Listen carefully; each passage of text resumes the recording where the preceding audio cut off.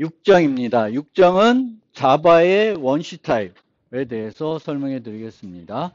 자바는 총 8가지 원시 타입이 있습니다. 원시 타입.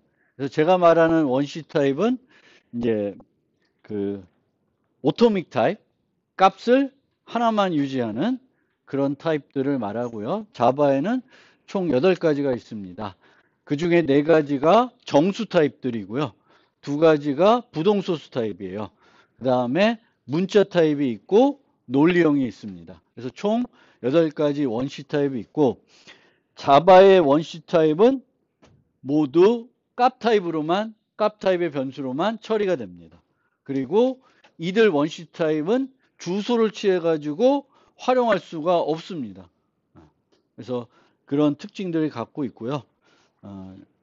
계속해서 또 다른 특징들도 설명드리겠습니다. 그래서 자바의 원시 타입은 값 타입 변수로만 처리할 수가 있다. 그 다음에 원시 타입이 차지하는 공간의 크기가 표준에 정의되어 있다. 이 표준에 정의된 이유는 자바는 어디서 실행하든지 결과가 같아야 된다는 조건이 있었어요. 그리고 운영체제가 실행하는 것이 아니라 JVM을 통해서 실행하기 때문에 이제 이런 식으로 했습니다.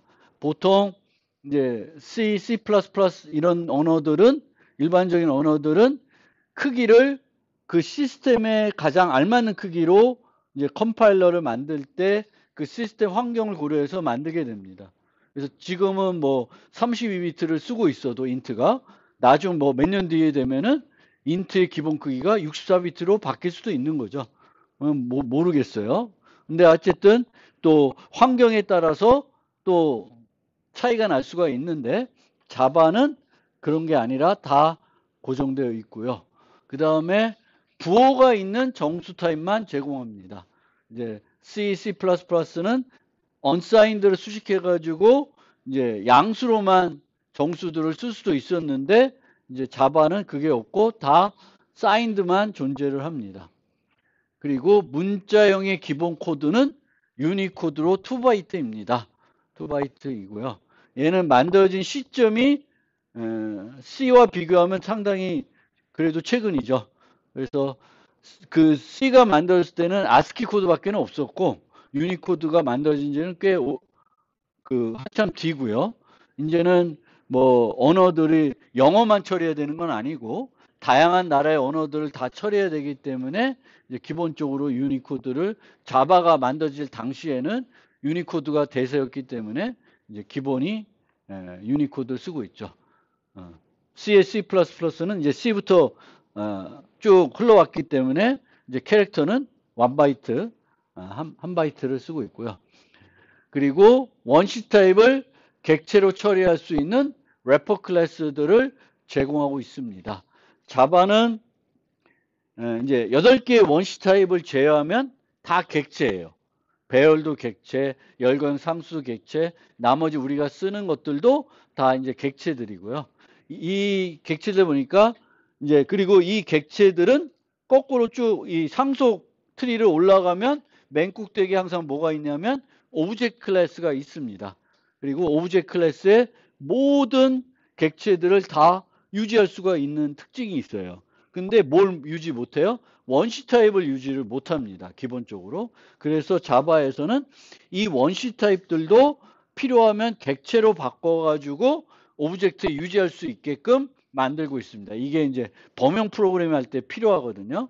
그래서 자바에는 이 래퍼 클래스들이 있다. 이 래퍼 클래스는 원시 타입 값들을 객체로 바꿔주는 거예요. 근데 이 래퍼 클래스에는 이제 또 원시 타입을 처리할 때 쓸 수 있는 유용한 스태틱 메소드들이 있어요. 그래서 잘 알아두셔야 될 것 같고, 또 어떤 원시 타입과 관련된 상수들도 이 래퍼 클래스에 정의되어 있습니다. 그럼 인트의 최대값, 그러면 인테저 맥스 밸류거든요. 그래서 이런 상수 값들도 이제 거기에 들어 있습니다. 그래서 그렇고요. 이제 이렇기 때문에 범용 프로그램 할 때 뭐 이제 뭐 알고 계신 분도 있겠지만 이제 어레이 이제 C++는 std 벡터라는 게 있고 자바에는 어레이 리스트라고는 게 있는데 얘는 자료 구조죠. 배열을 이용한 리스트 자료 구조인데 이제 범용 자료 구조잖아요. 그럼 모든 애들을 유지할 수 있어야 되는데 원시 타입은 유지할 수가 없고 원시 타입을 유지하려면 객체로 바꿔서 유지를 해야 돼요. 그럼 객체로 바꾸다 보면 비용이 발생하거든요. 그래서 자바에서는 이제 이렇게 그 자료 구조를 쓰더라도 자료 구조 대신에 배열을 많이 쓰게 돼요. 근데 배열을 많이 쓰는 이유 중에 하나도 원시 타입 처리할 때는 그냥 원시 타입들을 저장하는 배열을 쓰는 게 더 효율적인 거죠. 색인 연산자를 쓸 수 있다는 장점도 있지만 추가적으로는 이제 원시 타입들을 객체로 바꾸고 다시 객체에서 원시 타입을 바꾸는 이 과정들이 계속 반복적으로 일어나는데 자동적으로 일어나서 사용하는데 불편한 건 없지만 속도는 느린 거죠. 성능은 떨어지기 때문에 자바에서는 이제 래퍼 클래스가 있다 하더라도 원시 타입만 그냥 쓸 수 있으면 그렇게 래퍼로 바꾸지 않고 쓰는 형태로 많이 쓰려고 노력해요. 그건 뭐 때문에? 효율성 때문에 이제 그렇습니다. 그걸 좀 기억해 두시고 그러면 8가지 원시 타입들을 조금 더 자세히 살펴보겠습니다. 앞서 말씀드렸듯이 8개가 있고 그 중에 4개가 정수 타입이에요. 정수 타입. 그리고 이 4개의 정수 타입 중에 가장 기본 타입은 int예요. int. 그래서 여기서 기본 타입이라는 건 상수를 썼는데 상수에 접미사를 안 붙였어. 그러면 얘를 뭘로 인식하냐? int로 인식한다는 거예요. int. C++는 어떻게 해요? C++도 그냥 무조건 int로 인식하나요? 그렇지 않고요. C++는 그것을 수용할 수 있는 가장 작은 타입으로 인식을 해요. 그게 int가 될 수도 있고 long이 될 수도 있고 longlong이 될 수도 있습니다. 근데 자바에서는 무조건 정수를 쓰면은 int로 해석을 해야 돼요. 수식이 없으면 뒤에 뭐 L 뭐 이런 게 없으면 그래서 기본 타입이 int가 되겠고 상수가 주어지면 int로 무조건 해석을 합니다. 부호가 있는 정수 타입만 존재를 하고요. 정수산수는 꼭 10진수로 포기하는 게 아니라 2진수, 8진수, 16진수로 포기할 수가 있고요. 그 포기할 때 쓰는 접두사는 이제 C, C++하고 같습니다. 공비, 공, 공X. 그리고 10진수뿐만 아니라 어떤 수치 상수들을 나열할 때 중간에 이제 그 밑줄 문자를 써서 이제 표시할 수가 있습니다. 보통 이제 정수들 쓸 때 세 자릿수마다 이제 요걸 쓰겠죠. 그리고 이제 크기로 보면 바이트, 쇼트, 인트, 롱이에요. 그리고 이 정수들은 크기가 고정된다 그랬죠. 자바 환경이 바뀌더라도 컴퓨팅 환경이 바뀌더라도 자바를 쓰면은 바이트, 쇼트, 인트, 롱의 크기는 고정되어 있습니다. 1바이트, 2바이트, 4바이트, 8바이트 이렇게 돼요. 그래서 인트가 4바이트, 32비트입니다. 그리고 이 인트보다 작은 캐릭터, 바이트, 쇼트는 나오면은 근데 이 나온 것들이 계산에 쓰인다. 그냥 독자적으로 쓰이는 게 아니라 얘 플러스 뭘 해. 그럼 무조건 얘는 인트로 바꿔서 계산을 합니다. 인트로 바꿔서 자동 변환된 다음에 계산이 이루어진다. 나중에 얘기하겠지만 그러면 어차피 우리가 바이트, 쇼트를 써도 계산할 땐 다 인트로 바꾸니까 굳이 바이트와 쇼트를 쓸 일이 있나? 이렇게 생각하시겠죠. 근데 바이트, 쇼트는 그러면 어떨 때 효과가 있냐면은 어떨 때 효과가 있어요? 뭐 메모리 크기라든지 아니면 파일 시스템의 데이터를 저장할 때 2바이트만으로 저장할 수 있는데 인트로 저장하면 4바이트가 되겠죠. 데이터 통신을 할 때 그때도 2바이트만 보내면 되는데 인트를 쓰게 되면 4바이트가 되는 거죠. 그래서 이제 보통 이 바이트와 쇼트는 내부적보다는 이제 외부적으로 뭔가 통신이나 뭐 할 때 외부와 상호작용할 때 이제 크기를 줄이기 위해서 이제 바이트와 쇼트를 쓰고요. 웬만한 기본적인 것들은 그래 대부분 다 인트를 사용하게 되겠습니다. 그래서 인트는 이제 4바이트이고요. 인트는 4바이트인데 이제 정수들은 다 이제 내부적으로는 비트로 표현이 되겠고 그 표현법이 뭐예요? 2의 보수 표현법을 쓰죠. 근데 2의 보수 표현법을 쓰게 되면은 항상 이제 바이트니까 나타낼 수 있는 정수는 짝수겠죠. 짝수겠는데 거기에 항상 뭐가 포함돼? 0이 포함되니까 0이 포함되니까 대칭적이지가 않습니다. 항상 뭐가 더 많아요? 음수가 하나가 더 많습니다. 그래서 이 음수를 다시 부호를 바꾸면 부호가 바뀌어요? 안 바뀝니다. 그래서 그거는 항상 우리가 쓸 때 이제 주의하셔야 되겠고, 이런 상수들은 굳이 외울 필요 없이 필요할 때 이제 그 래퍼 클래스에 있는 상수들을 활용하시면 되겠고요. 요 예제에 보면 이렇게 되어 있으면 이제 정수 상수가 여기 나열이 되어 있죠. 나열이 되어 있는데 이제 전미사가 없어요. 전미사가 없어요. 그러면 얘를 뭘로 인식해요? 인트로 인식하겠죠. 인트로 인식하는데 이제 이렇게 되니까 647보다 크죠. 그러면 인트에 수용이 안 돼요. 그러면 얘는 어떻게 돼요? 문법 오류가 돼요. 문법 오류. C++에서는 이렇게 써도 문법 오류가 아니라 얘를 뭘로 해석해요? 렁이나 렁렁으로 해석해서 처리가 됩니다. 근데 자바에서는 항상 이제 전미사가 없으면 무조건 뭘로 먼저 해석을 해요? 인트로 해석하는데 인트로 해석할 수 없으면 이제 문법 오류가 발생을 합니다. 그래서 이 정수라는 건 이제 도메인이 있는 거죠. 나타낼 수 있는 범위가 제한적인 거고요. 그리고 정수의 특징은 하지만 그 범위 내에 있는 모든 수는 다 나타낼 수가 있죠. 아까 봤던 요 안에 있는 값들은 다 나타낼 수가 있습니다. 그런데 이제 정수를 가지고 계산하다 보면은 범위를 벗어날 수도 있겠죠.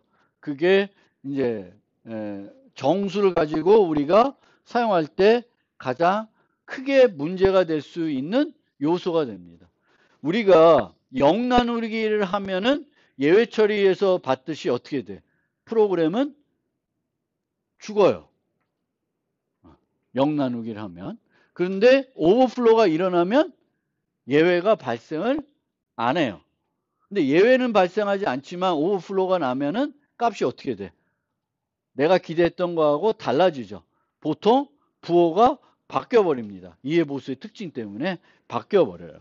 그러니까 매우 큰 수야 되는데 갑자기 음수가 되고 그러면 프로그램이 기대했던 것과 다르게 오동작을 하겠죠.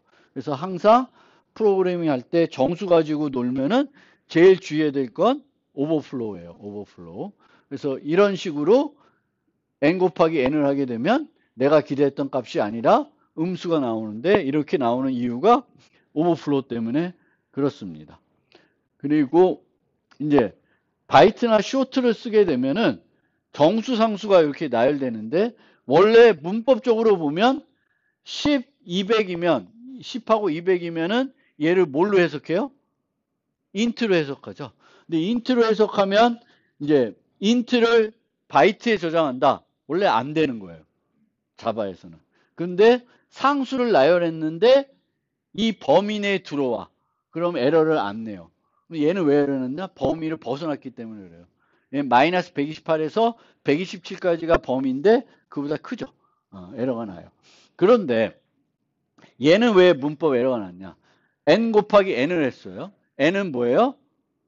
바이트 변수예요. 바이트 변수인데 아까 뭐라 그랬어요? 바이트나 쇼트나 캐릭터가 시계 그러면은 무조건 먼저 뭐래요? 정수로 바꿔버리는 거예요. 그러면 이 n과 이 n이 정수로 바뀐 거죠. 그럼 int 곱하기 int는 결과는 무슨 타입? int예요. 근데 int를 다시 바이트로 저장하려고 그러면 이제 자바에서는 문법 오류가 납니다. 더 큰 거를 작은 거. 그러니까 더 큰 거를 작은 거로 대입할 때 문제가 안 되는 건 요런 얘는 인트지만 상수로 표시했는데 상수면은 상수식이면은 자바는 그거를 계산해 가지고 이제 범위 내에 있으면 문제 삼지는 않아요.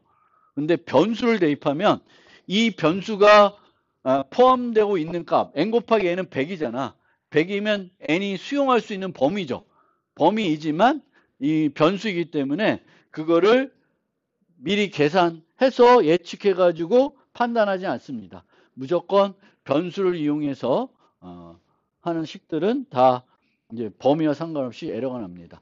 그럼 오버플로우를 극복하는 방법. 오버플로우가 문제가 됐을 때 극복하는 방법은 세 가지가 자바에는 있는데 첫 번째가 범위보다 더 큰 타입을 쓰는 거예요. 인트를 쓰니까 안 돼. 그럼 뭘 쓰면 돼? 롱을 쓰시면 돼요. 롱 쓰는데 안 돼. 그럼 뭘 써? 더블 쓰시면 돼요. 물론 그렇게 쓰면은 뭐가 돼? 뭐가 문제가 돼요? 속도는 느려져요.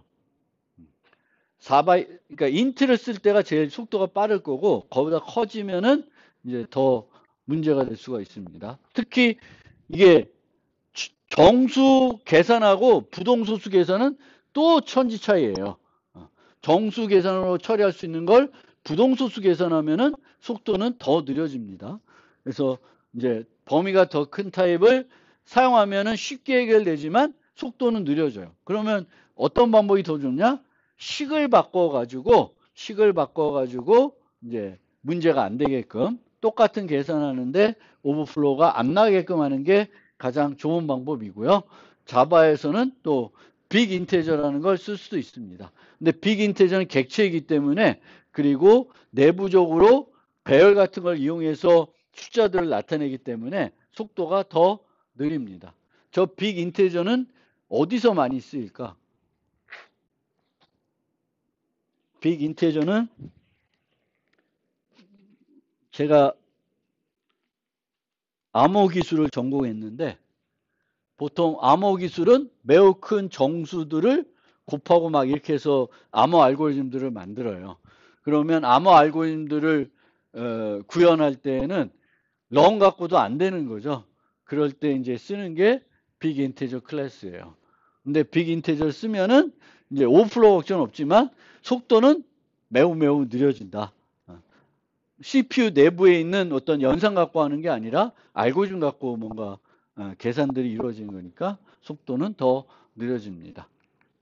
그래서 이제 예를 들면 이제 몇 가지 예가 있는데 얘도 왜 문제가 돼요? 언제 문제가 돼? ABS는 아까 얘기했듯이 n이 가장 작은 음수값이 되면은 부호를 못 바꾸죠.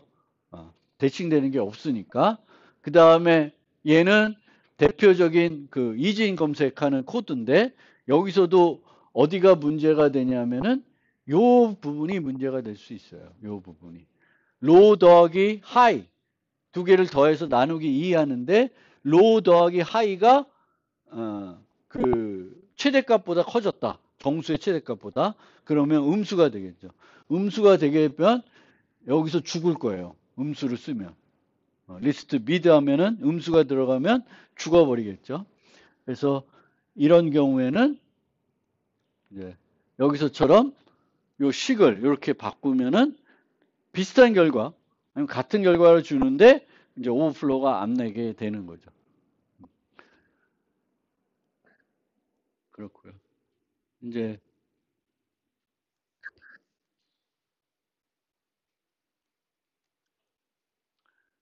참고로 C++ 같은 데서 unsigned 타입을 여기를 쓰게 되면은 요 마이너스 1 할 때도 문제가 될 수 있어요. 왜냐하면 0 빼기 1하면 마이너스 1이 돼야 되는데 이제 부호가 없는 정수에서는 또 마이너스 1이 없으니까 무지 큰 값이 되거든요. 그래서 이제 타입을 이제 뭘 쓰냐에 따라서 다르고요. 이제 파이썬 쓰시면 이거 걱정 안 해도 돼요. 파이썬은 이제 뭐 정수가 그냥 하나 있는 거고 이게 뭐 크기가 그 필요에 따라서 알아서 늘어서 쓰니까 뭐 신경 안 쓰셔도 되는 거예요. 근데 이제 일반적인 언어에서는 정수를 처리할 때 이제 오버플로우를 이제 해야 되는 거고, 이제 오버플로우가 나는지 안 나는지 검사는 이렇게 해야 되잖아요. A 더하기 B가 얘보다 커지면 이제 오버플로우 나는 거죠. 그러면 검사를 해보려면 하나를 뒤로 보내야 되겠지. 이렇게 검사하면은 이미 A 플러스 B 하는 순간 오버플로우 나서 제대로 된 검사를 못 하는 거죠. 그래서 오버플로우 검사를 하고 싶으면 이제 이런 식으로 이제 A를 기준으로 하든지 B를 기준으로 검사를 해봐야 되겠죠. A를 넘기든 B를 넘기든. 그리고 우리가 A와 B를 비교할 때 이제 연산자를 써서 비교하기도 하는데 A-B 해가지고 비교하는 경우도 있어요. 그래서 음수가 되면 작은 거, 양수가 되면 큰 거, 0이면 같은 거 이렇게 판단해가지고 쓰는 경우가 있는데 이 A-B 할 때도 이제 오버플로우가 발생할 수 있습니다. 그래서 비교할 때 그런 문제가 있으니까 그런 게 걱정이면은 인테저 컴페어 쓰면 이제 그 아래서 오버플로우 없이 비교를 잘해서 1, 마이너스 1, 0, 1 이를 줍니다. 그래서 이제 뺄셈으로 뭔가 크고 작은 걸 비교하고 싶은데 오버플로우가 걱정이 된다. 그럼 얘를 쓰시면 돼요. 그 다음에 이제 나머지 세 개. 롱은 8바이트, 쇼트는 2바이트, 바이트는 1바이트인데요. 여기 보면은 롱으로 나타내고 싶으면은 끝에다가 뭘 붙여요? L을 붙이면 돼요. L. 대문자 L도 되고 소문자 L도 돼요. 안 붙이면 뭘로 인식해요? 인트로 인식하게 되겠고 인트 범위를 벗어나면 이제 문법 오류가 돼요. 그래서 그렇게 기억하고 있으면 되겠고 쇼트와 바이트는 이제 저렇게 되는데 쇼트와 바이트 이 상수가 쇼트로 해석하게끔 만들 수 있는 그 접미사는 없어요. 접미사는 없습니다. 그래서 이 L 같은 건 얘네들은 없어요. 왜냐하면 얘네들은 어차피 계산할 때는 그냥 다 인트로 바꿔서 처리하거든요. 그래서 그렇고 아까 말씀드린 것처럼 쇼트와 바이트는 공간 절약하기 위한 요소로 필요하시면 쓰일 수 있고 언제만이 뭐 파일 처리한다든지 데이터 통신을 한다든지 이럴 때 인트가 아니라 쇼트 갖고도 충분하면 쇼트를 쓰는 게 이제 전송해야 되는 데이터, 저장해야 되는 데이터를 줄일 수가 있죠. 그때 활용하시면 되겠고 이제 정수 관련된 산술 연산은 이제 사칙 연산, 나머지 연산, 비교 연산 다 하실 수가 있고요. 그리고 이항 연산할 때 두 피노타입이 다르면 이제 일치시킨 다음에 계산을 하게 됩니다. 그거는 다 아시고 그 다음에 주의사항은 뭐 저는 이제 가급적이면 이제 나머지 연산 쓸 때는 P 연산자가 모두 양수인 경우에만 써요.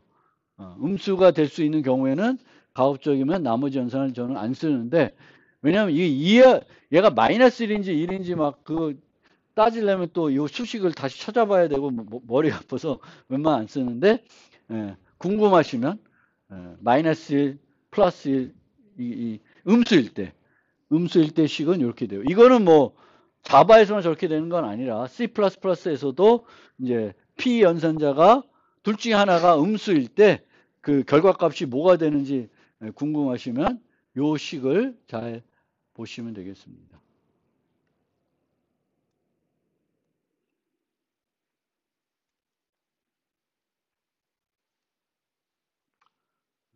그리고 이제 대표적으로 문제들 중에 이제 정수가 주어지는데 정수에 있는 개별 숫자, 디지트를 우리가 하나씩 뭔가 분리해서 처리해야 되는 경우가 많이 있습니다. 기본적인 문제들 중에.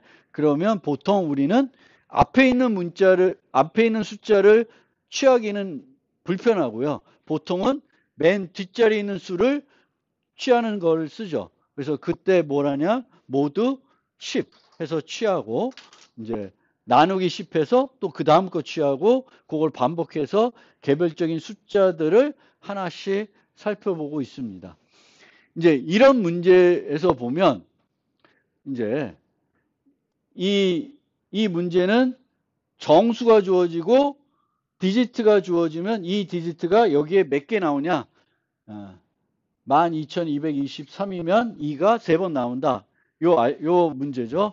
이 문제는 그렇게 어려운 문제는 아닌데 우리가 쟤를 해결할 때 이제 이게 예외적인 상황들을 여러분들이 잘 코딩을 잘 하냐 안 못하냐 요 차이가 좀 중요한 것 같고요.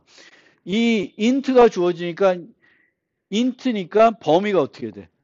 마이너스부터 플러스까지 다 올 수가 있는 거죠. 그럼 내 알고리즘은 음수가 오든 양수가 오든 다 잘 되게끔 코드를 짜야 되겠죠.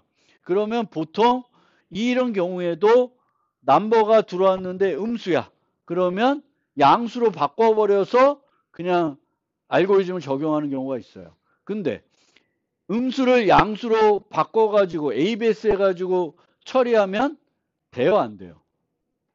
이때. 이때도 안 돼요. 왜냐하면은 만약 그 인테저 민 밸류가 들어오면 그러니까 제일 작은 음수죠. 그러면 얘를 ABS 해봤자 변하지가 않죠.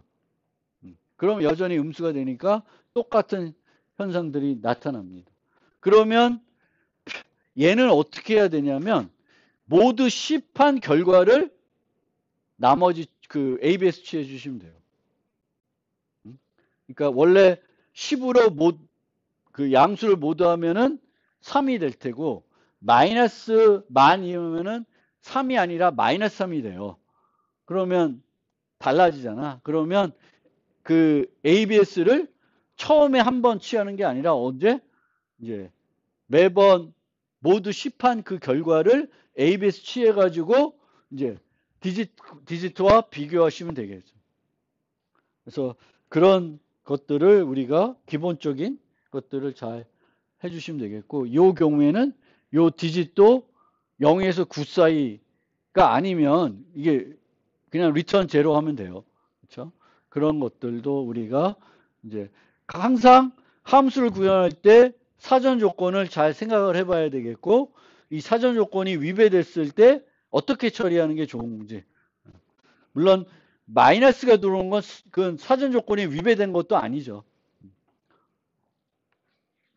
그 다음에 자바에서 우리가 정수를 처리할 때 난수를 우리가 게임 같은 걸 만들 때 이제 난수를 많이 발생을 해야 되는데 이제 예전에는 난수를 발생할 때 이 랜덤이라고 하는 객체를 생성해서 많이 썼어요. 근데 요즘은 이 랜덤이라는 걸 쓰지 않고 이제 이 thread local random current라고 하는 객체를 써요. 이 객체는 이미 만들어 놓은 객체예요. 만들어져 있는 거니까 내가 new에서 쓰는 게 아니라 메소드만 불러서 쓰면 돼요. 그래서 next into 6 하게 되면은 0에서 5까지 숫자 중에 하나를 균일하게 만들어 줍니다. 그러면 나는 이제 주사위를 만들고 싶다. 그러면 플러스 1 하면 되겠죠. 물론 next int 말고 next double을 이용해서도 만들 수 있는데 next double은 0에서 1 사이에 그 값을 랜덤하게 만들어줘요.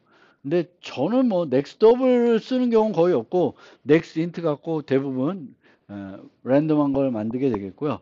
보통 이제 랜덤한 걸 만들 때 이제 객체를 이렇게 생성할 때 초기 랜덤한 뭔가 시드 같은 걸 줘야 되잖아요. 원래는 C에서 쓸 때는 sRand하고 랜드를 부르잖아요. 그래서 sRand 같은 걸 해야 되는데 실제적으로는 얘네들은 제대로 다 초기화가 되는 거예요. 기본 생성자를 불러도 시스템에서 적절히 얘를 초기화해줘요. 내가 이렇게 할 수도 있는데 그게 오히려 나빠. 그러니까 이제 자바에서는 이게 클래스라는 게 좋은 게 뭐예요? 클래스는 생성자가 있는 거잖아요. 그리고 이 생성자에서 뭘 해줘? 객체를 생성할 때 필요한 일들을 해주는 거니까 이제 그 난수를 발생하는 어떤 객체다. 그럼 이 난수 발생하는 애는 가장 좋게 초기화가 돼 있어야 되겠지. 그거를 그냥 원래 알아서 해주는데 내가 시간 갖고 초기화하고 이런 거는 좀 바보 같은 짓일 수 있죠. 그래서 어쨌든 요즘은 얘를 안 쓰고 얘를 쓰기 때문에 그냥 초기화는 자바에서는 신경 안 써도 된다. 그래서 난수 발생하시면 되겠고 그 다음에 이제 많지는 않지만 이제 응용을 만들 때 이제 비트 연산을 활용해야 되는 경우가 있습니다. 가끔 있어요. 많지는 않은데 가끔 있어요. 그래서 이 비트 연산들을 또 나름대로는 우리가 활용해서 프로그래밍 할 줄도 알아야 됩니다. 그래서 이제 짝수를 판단하는데 이렇게 M 모드 2가 0인지 살펴봐서 만들 수 있죠. 그 다음에 is odd는 M 모드 2가 1인지 살펴볼 수 있어요. 근데 이 코드는 정상 동작할까요, 안 할까요? 이 두 개의 코드는 정상 동작할까, 안 할까? 자바에서는 return n 모드 2 이거 안 돼요. C나 C++는 이렇게 해도 되죠. C and C++에서는 정수를 자동으로 불로 바꿔줘요. 그러면 0이면 false고 나머지는 다 true예요. 그러면 이제 여기서 문제가 될 수 있는 건 항상 범위가 정수가 주어지잖아요. int가 주어졌어요. int가 주어지면 테스트를 기본적으로 5개 갖고는 해보셔야 돼요.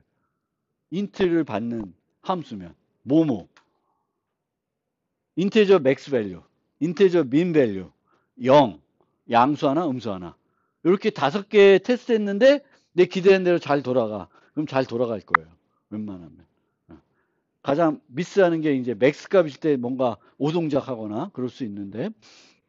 그래서 5개를 해보는데 얘는 음수일 때 어떻게 돼요? 음수이면 모두 2 하면 어떻게 될까? 마이너스 1이 되는 거예요. 마이너스 1. 그러면 이제 음수일 때는 제대로 동작 안 하죠. 얘는 문제 없어요. 음수일 때나 양수일 때나 2로 나눴는데 짝수면 마이너스 2나 2나 다 0이 돼요. 그렇지만 이쪽은 1이 아니면 마이너스 1이 되거든요. 그러면 이렇게 되면 안 되지. 그래서 뭐 5월을 활용할 수도 있지만 이제 어떻게 해? 이렇게 하면 n 모드 1, n 0에서 01 안 해요. 그냥 1 해도 돼요. n, and 1, 논리 곱. 1은 모든 비트가 다 0이고 맨 마지막만 1이 되는 거죠. 1과 2를 and 하면 홀수들은 맨 마지막 비트가 1이겠죠. 짝수들은 맨 마지막 비트가 0이에요. 음수이든 양수이든. 그러면 1과 2를 and 하면 1이 되고 1과 0을 and 하면 0이 되니까 이제 그걸로 판단해 볼 수가 있어요. 그래서 이제 음수일 때도 문제가 안 되게 이 이소드를 제대로 만들려면 이제 자바에서는 모드 연산자 모드 연산자 쓰는 게 아니라 논리 곱을 활용하는 게 좋고요. 실제적으로도 논리 곱이 더 효율적인 연산이에요. 나눗셈 연산보다. 그렇죠?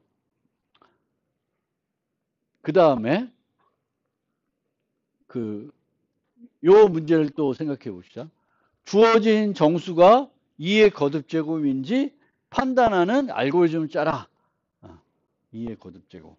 그럼 2의 거듭 제곱의 수가의 특징이 뭔지를 이제 생각을 해볼 거 아니에요? 그러면 이제 반복문으로 뭔가 짜면, 상식적으로 짜면 2로 계속 나눠보는 거죠. 2로 계속 나눠서 이제 1이 나오면, 그러니까 1이 아닌 수가 나오면 이제 2의 거듭 제곱이 아닌 거죠. 근데 이 쭉 나누면서 계속 나눠지는데 최종적으로 1이 되면 이제 짝수가 되는 거죠. 그래서 그런 방법으로 짤 수도 있어요. 근데 항상 조금 더 효율적으로 할 수 없나 생각해 볼 수 있는데 그때는 이제 뭘 생각해 보면 비트 표현을 생각을 해보는 거예요. 비트 표현. 비트 표현의 특징이 뭐가 있냐? 정수들은 이제 비트로 표현이 되는데 2의 거듭제곱이라고 하는 애들, 그 수들을 비트로 표현했을 때 특징은 뭐예요? 비트가 1인 애가 하나만 존재하죠. 하나만. 우리가 십진수에서도 1, 10, 100, 1000, 만 이렇게 가잖아요. 얘가 다 십진수에서 10의 거듭제곱들 아니에요. 근데 얘를 그냥 비트로 생각하면 1, 2, 4, 8, 16이잖아요. 여전히 1이 몇 개? 하나만 있어야 돼. 비트로 표현했을 때. 그래야지만 2의 거듭제곱이 되고 1의 개수가 하나가 아니라 여러 개야. 그러면 2개 이상이야. 그러면 얘는 2의 거듭제곱이 될 수가 없습니다. 그럼 그 팩트를 내가 알았어. 그러면 그 팩트를 활용해서 뭔가 효과적인 코드를 만들어야 될 거 아니에요. 그럼 뭐래? 뭐라고 있어요? 개수를 세. 아이씨. 안 나오나? 개수를 세. 개수를 세면, 개수를 세려면 어떻게 세죠? 1의 개수를. 어떤 정수의 비트 표현에서 1의 개수를, 비트가 1인 애를 세고 싶어. 개수를 세고 싶어. 그럼 어떻게 판단을 해? 우리가 특정 위치에 있는 비트 값이 1인지 판단하려면 어려워요. 귀찮아요. 귀찮은데 어떤 애의 비트 값은 되게 편하게 판단할 수 있어요. 어떻게? 방금 봤잖아요.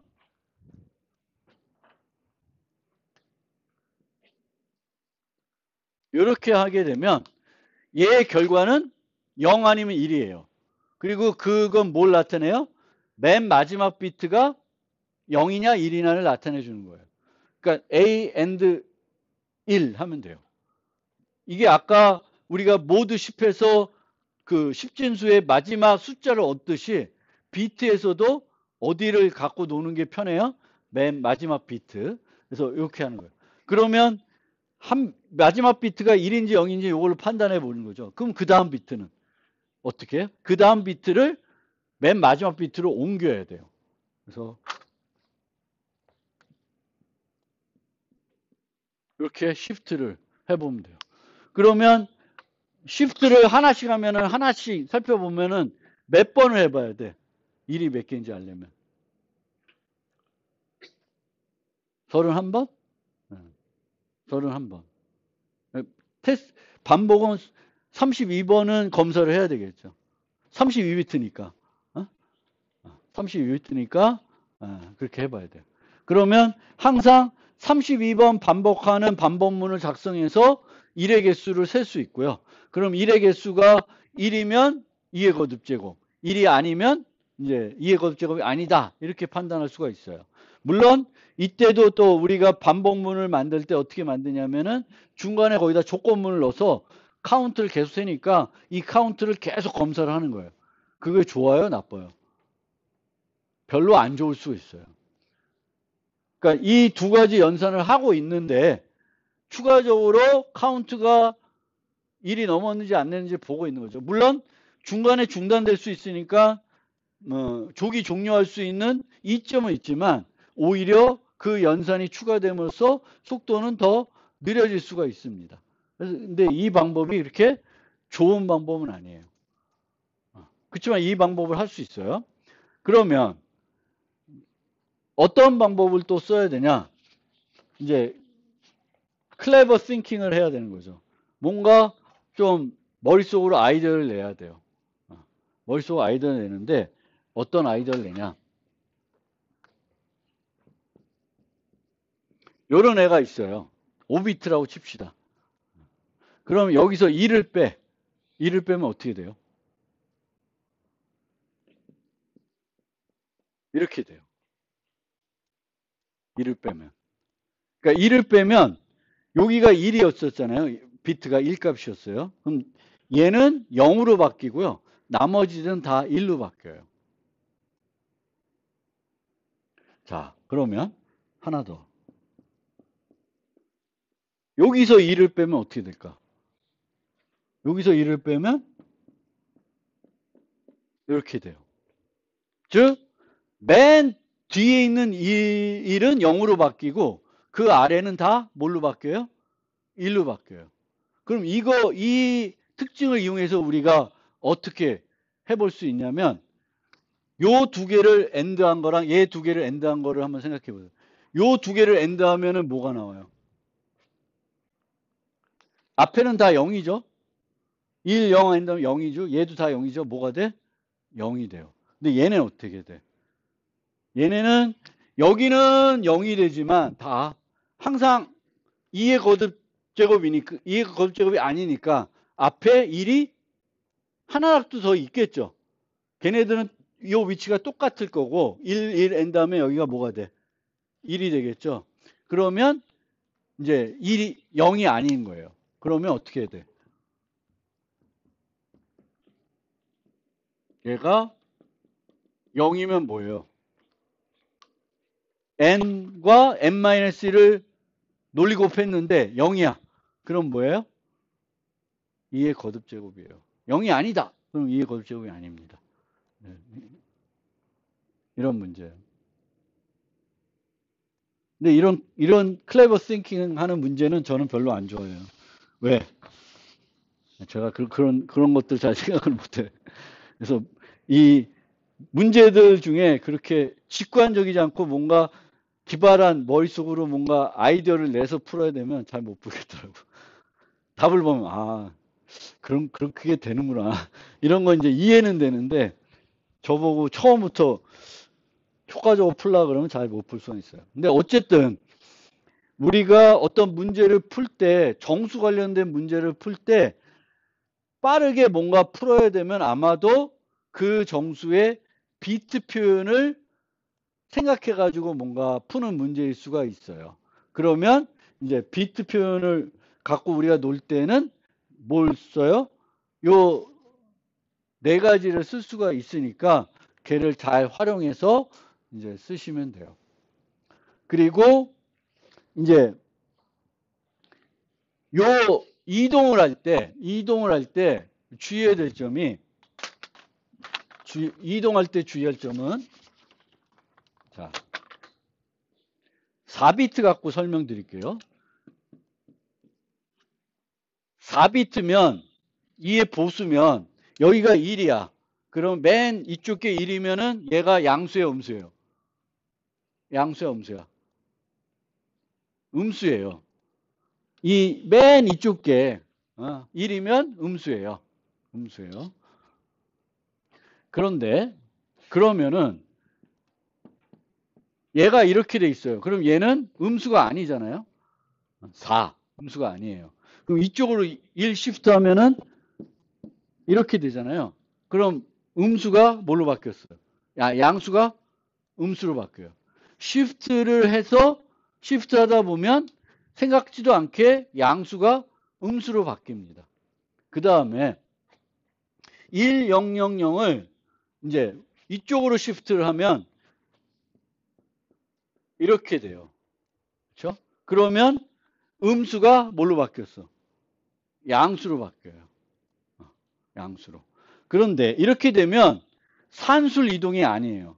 그러니까 산술 이동은 원래는 우리가 비트에서 이렇게 한쪽 시프트가 되면 수식으로는 어떻게 되는 거예요? 곱하기 2 하는 꼴이 되는 거예요.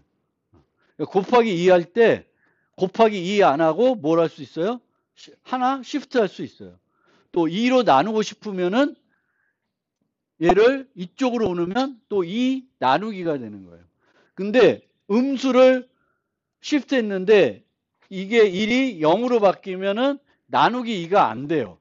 그래서 이 맨 이쪽 게 1일 때 2를 시프트하면 얘는 그대로 2를 유지하게끔 만드는 이동을 무슨 이동? 산술 이동이라고 그래요. 얘 산술, 얘가 논리예요. 논리 이동, 산술 이동이에요. 그러니까 산술 이동과 논리 이동은 이제 오른쪽으로 시프트 할 때 이제 나오는 건데 부호 비트를 유지하냐, 유지하지 않냐. 그래서 요게 산술 이동이고 이게 논리 이동이요. 부호 비트를 유지하지 않고 이동하는 겁니다. 3개짜리가 있어요. 그래서 이 이동을 할 때 주의해야 될 사항이 뭐예요?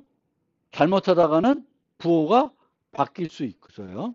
그리고 내가 뭐 나누기 2, 곱하기 2 이런 것들을 좀 활용하고 싶으면 특히 나누기 2 할 때는 이제 산술 이동을 해야 마이너스 8이 마이너스 4가 되고 이렇게 되는 거예요. 물론 시프트를 하나 하는 게 아니라 둘 하면 곱하기 4가 돼요. 그런 거 그건 당연히 알죠. 그렇죠? 그래서 그거를 알아두시면 되겠고. 그 다음에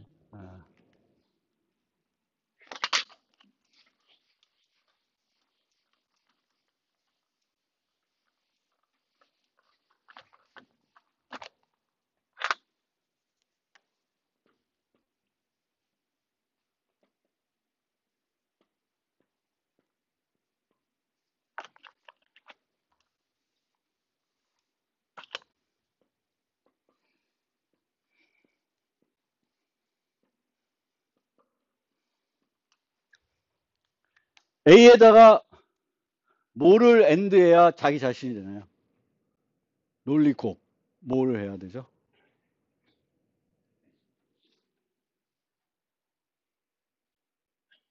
자기 자신이 되려면. 모두 0x FF가 돼야 되죠. 다 1인. 다 1인 애를 AND하면 이제 똑같아지고 얘는 뭘 논리 합하면 A가 되죠. 얘는 모두 0인애 0인애를 5월하면 A가 돼요. 그쵸? 모두 0인애. 그리고 A, XOR의 경우도 모두 0인애를 5오면 돼요. 0인애. 그리고 A는 뭐예요? A, XOR A는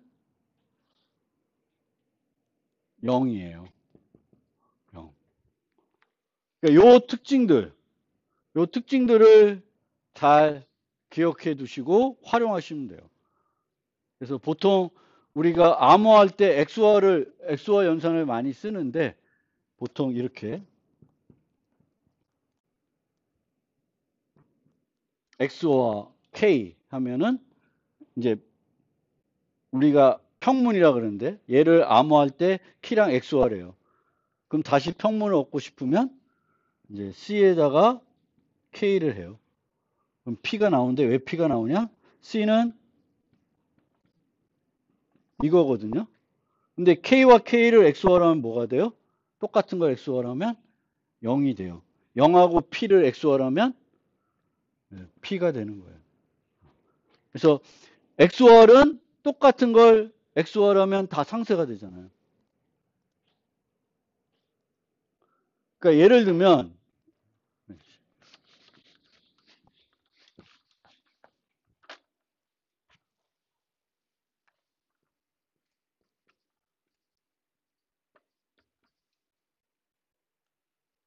여기다 넣어야 되겠다.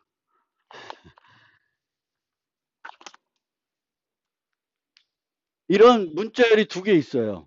문자열이 2개 있는데 이 중에 이 문자열은 얘에다가 뭘 하나 추가한 거야. 근데 추가한 문자를 찾아야 돼. 그럼 어떻게 하면 돼? XOR을 이용하면. 이 얘네들을 쫙 XOR을 해요. 그러면 A 문자, B 문자, E 문자, C, D를 쫙 XOR 하겠죠. 여기에 또 추가적으로 A, B, C, D를 XOR 하면